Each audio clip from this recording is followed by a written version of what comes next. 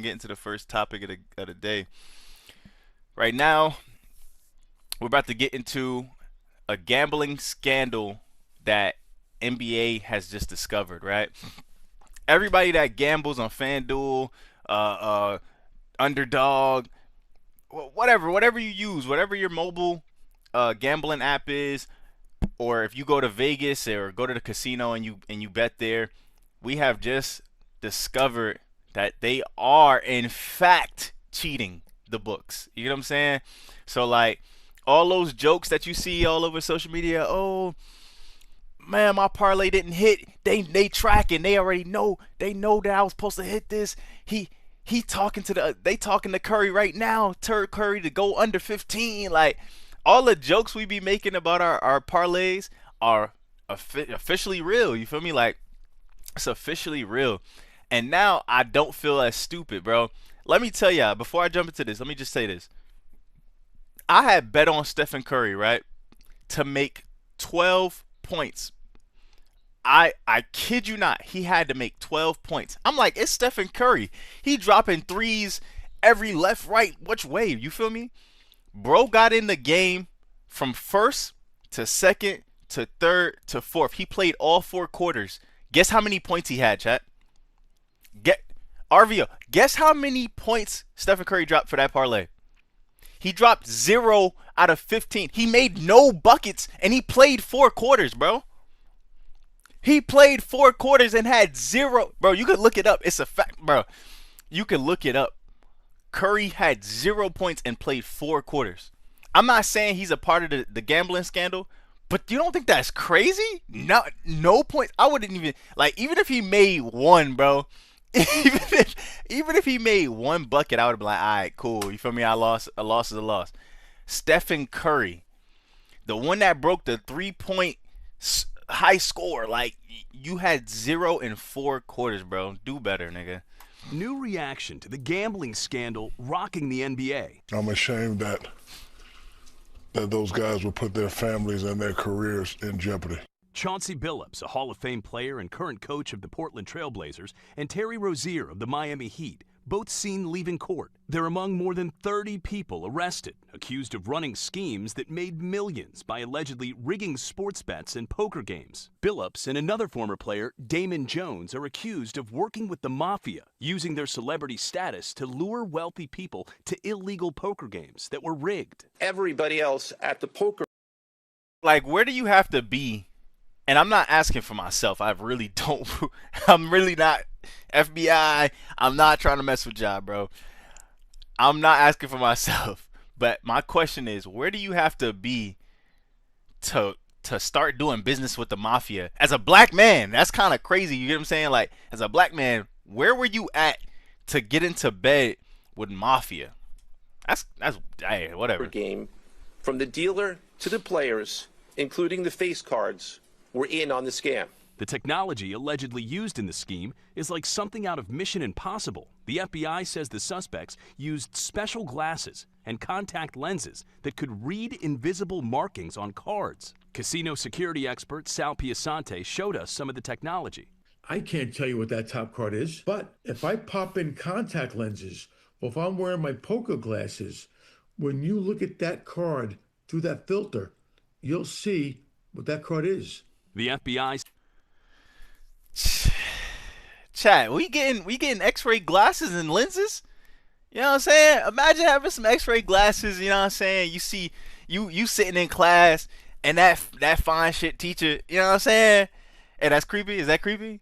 That's creepy. Yeah, I'm chill. Let me chill. Says the suspects also used card shufflers that were rigged and used what's described as an X-ray poker table that allowed them to see face-down cards through the felt on the table. They also allegedly used what's known as an analyzer. It looks like a cell phone, but when placed in front of a deck of cards, it uses a hidden camera to determine which player will win, no matter how well the deck is shuffled. This deck is marked invisibly on the side with a barcode. So when this deck gets shuffled and gets placed onto the table, this camera right now is scanning.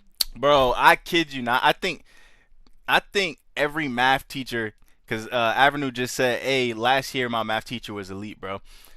I think every math teacher and I could be wrong. Maybe there's some chopped math teachers out there, but I still remember, bruh, from middle school, my math teacher, bro. I ain't gonna say her name on here, you feel me? But I still remember her, bro, and it's crazy. Like, yeah. You know you up there when I remember you from from back then. But yeah. Those cards, and it's going to tell you automatically who's going to win. The device correctly predicting the hand closest to the device will win. And you win with a full house, 3s and 5s. Experts say the sophisticated scheme shows that the mafia has modernized. Everyone talks about the mafia getting smaller, going away. Mafia doesn't go away. They will change based upon the law and how they can make money. In a separate indictment, Rozier was charged in connection with an illegal sports gambling scheme. Terry Rozier, right foot discomfort, doubtful to return. Prosecutors say during this game in 2023, Rozier, then with the Hornets, tipped off bettors that he would fake an injury and exit the game. Bettors placed more than $200,000 on him to underperform in the game. The proceeds were later delivered to his... Bro, you see what I'm saying? Like, I think even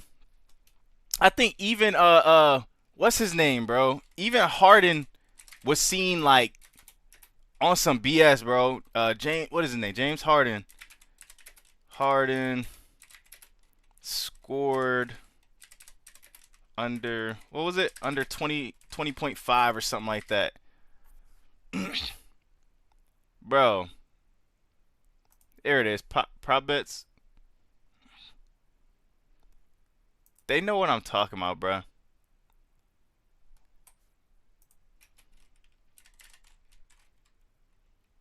Suspect, bruh. Suspect, bruh. FanDuel. But bruh, I can't find it right now. I'm gonna bring it up if I can find it later. But bro, even James Harden was they thought it's not a fact. I don't want to ruin his name. They thought that he was a part of it because one game he scored exactly 20 and the prop bet was like 20.5. So a prop bet is like you're betting on rebounds or points or assist or rebounds, points, and assists. You know what I'm saying? Those are prop bets. Whereas a regular bet would be like the Lakers have to win the whole game, or whoever your team is has to win the game. That's a regular bet versus a prop bet. But it's just crazy, bro. Like, just hearing this, just seeing it like come to the news, it's like, damn, bro. Like, you know how many parlays I probably got cheated out of? And this is why I stopped doing parlays on the NBA, because it was just too sketchy. Like, I didn't know for a fact. I couldn't prove it. You feel me? But I just felt like it was too sketchy. You know what I'm saying? Whereas when I bet on hockey or something like that, it felt more realistic. Because to me, I feel like hockey is a lot harder to cheat in. You know what I'm saying? But hey, that's just me.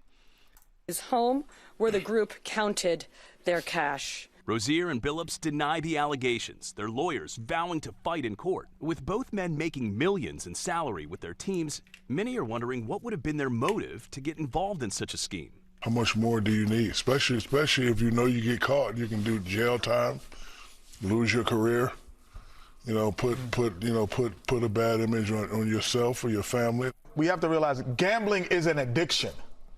So the addiction of it is what makes you make illogical decisions. Ain't got nothing to do with addiction. That's just total stupidity on these two dudes' parts. Nah, man, it's not stupidity. I ain't gonna count. It's not stupidity. This is why I agree that gambling is an addiction, right? Because win or lose, you're still gonna place another bet. You're gonna keep betting. And no matter how much money you make, for instance, they're living proof of this, right? They're making millions of dollars as the coach, as the player, right? They're making millions of dollars. But they're still trying to make more, right? No, they don't really. I don't even think it's really about the money. I think it's about the rush that you get from the gamble. You know what I'm saying? Like, yo, let's see if we can, how many times we can get away with this. Maybe it becomes one of those things. You know what I'm saying? Because sometimes crime becomes addicting. sometimes like people that steal, right? They're called kleptos. Said, yeah, like the love of the game. You feel me? Like what he said and paid in full. He said, I love the game. You know what I'm saying? Like some people, even for like thieves, right? People that like stealing, they could have $100,000 in their pocket. They still would rather steal. They're called kleptos. That's the name of it. When they steal a lot, it's called a klepto. They could have as much money as they need to purchase that item, but they just like the rush that comes with taking the item and knowing they got away with it. You know what I'm saying? It's weird. So yeah, I don't think it's stupidity because they were already making millions. It wasn't nothing stupid about it. Now, the NBA previously investigated Rozier for that 2023 incident, but cleared him. Now, the league says it is cooperating with this investigation. As for Damon Jones, he has not responded to the allegations. Yeah, man. So I believe they're facing wire fraud. So let me look up wire fraud. Sentence guidelines. Let me look up sentence guidelines.